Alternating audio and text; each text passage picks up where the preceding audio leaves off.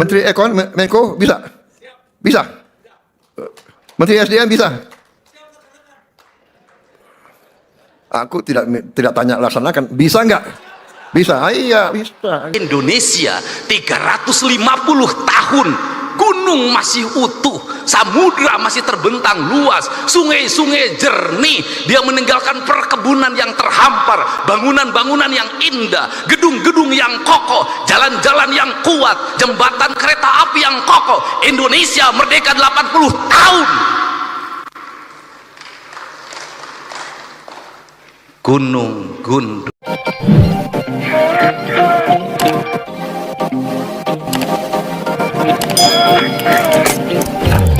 Viral, Bapak Presiden Prabowo menyemprot Bapak Menteri SDM Bahlil Lahadalia di acara peluncuran B50. Pak Presiden menyebut bahwa banyak tokoh-tokoh di dunia yang membicarakan Indonesia, bahkan memuji Indonesia. Kok bisa pemerintah Indonesia tidak menaikkan BBM?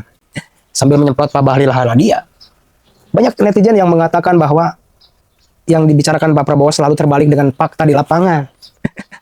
Wah, pokoknya dalam pidato ini Pak Prabowo terus ada bercanda terus. Berbeda dengan Kang Deddy Mulyadi. Ya tegas, kadang bercanda, tegas, kadang bercanda.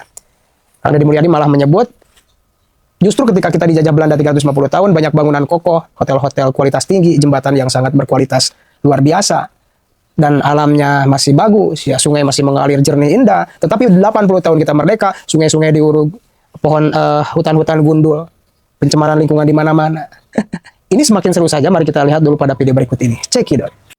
Saya kaget sendiri. Tokoh-tokoh dunia membicarakan Indonesia. Indonesia kok berhasil? Indonesia kok tidak panik? Indonesia kok tidak naikin harga BBM untuk rakyat kecil? Kalau untuk orang kaya ya nggak ada masalah, ya, boy, ya boy, Hah? Ya kan? Kok nggak ada masalah boy, benar nggak?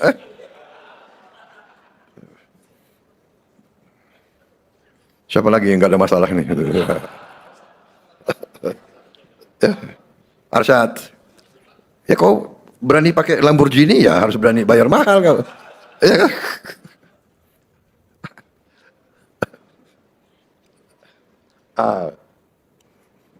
Rosan juga gak ada masalah kan Rosan. Jadi saudara, hari ini sangat bersejarah. Kita dibicarakan di dunia, saya juga. Satu, kita dibicarakan apa? Kita leading dalam apa? Dalam mengurangi emisi karbon. Kita leading. Mereka tahu kita punya program B50. Tadi berapa emisi kita hemat? 400 berapa? 44 juta. Apa itu? Ton karbon dioksida ekuivalen. 44 juta. Kita kurangi. Baru B50. Bagaimana nanti kalau kita juga sudah diketahui oleh pemimpin dunia, kita diketahui kita akan bangun 100 gigawatt tenaga surya. 100 gigawatt. Tahun ini PLN akan mulai dengan 17 gigawatt. Tahun ini 100 gigawatt dalam 2 tahun. Bisa? Pak Rosan? Bisa? Bisa? Kok kurang keras? Bisa? Bisa? Menteri Ekon, Menko, bisa? Bisa? Menteri SDM bisa? Aku tidak tanya laksanakan. Bisa nggak? Bisa? Iya, bisa. Dan kita akan dingenyek. Saya kasih ketahui, siap-siap.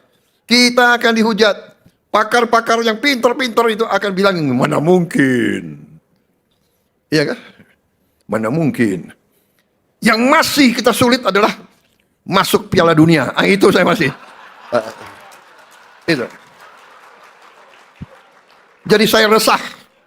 Terus aja saya resah. Kita bisa B50, Tapi tidak bisa masuk Piala Dunia, saya masih tidak puas. Saya tidak puas. Bagaimana caranya masuk Piala Dunia? Saudara-saudara jangan anggap enteng. Sepak bola itu kehormatan, ya. Siapa bertanggung jawab? Mana? Erick Thohir mana? Erick Thohir. Boy, kasih tahu adikmu ya. Aduh. Mana Menteri Keuangan? Apa yang diperlukan supaya kita bisa masuk Piala Dunia?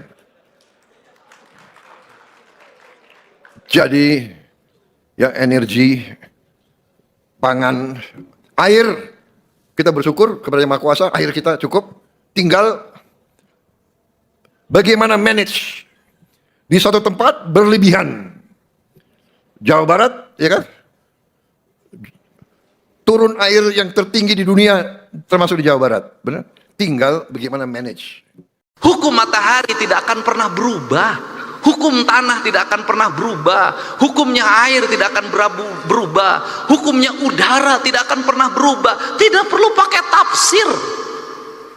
Karena tidak perlu pakai tafsir, dalam pandangan saya, mencintai Allah berarti tunduk dan patuh pada apa yang ditentukan oleh Allah. Ketundukan dan kepatuhan kita pada apa yang ditentukan oleh Allah adalah ketundukan dan kepatuhan kita pada kausalitas, pada sebab akibat, pada hukum alam, hukum yang universal, yang di seluruh negara sama itu hukumnya.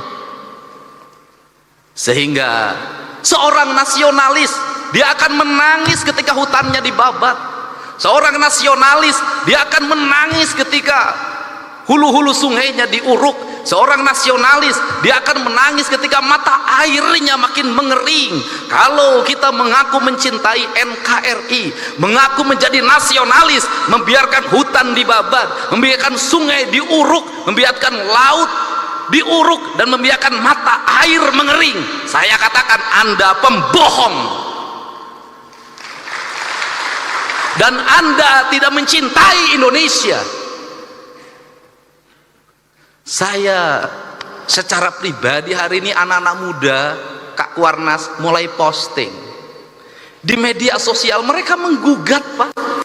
Apa yang mereka gugat? Belanda menjajah Indonesia 350 tahun, gunung masih utuh, samudra masih terbentang luas, sungai-sungai jernih, dia meninggalkan perkebunan yang terhampar, bangunan-bangunan yang indah, gedung-gedung yang kokoh, jalan-jalan yang kuat, jembatan kereta api yang kokoh. Indonesia merdeka 80 tahun. Gunung gundul, sungai Dijajah 350 tahun, gunung, laut, dan sungai masih terjaga. Merdeka 80 tahun, hutan dibabat. Terima kasih sudah menonton. Jangan lupa like, subscribe, dan tekan tombol lonceng. Bye bye.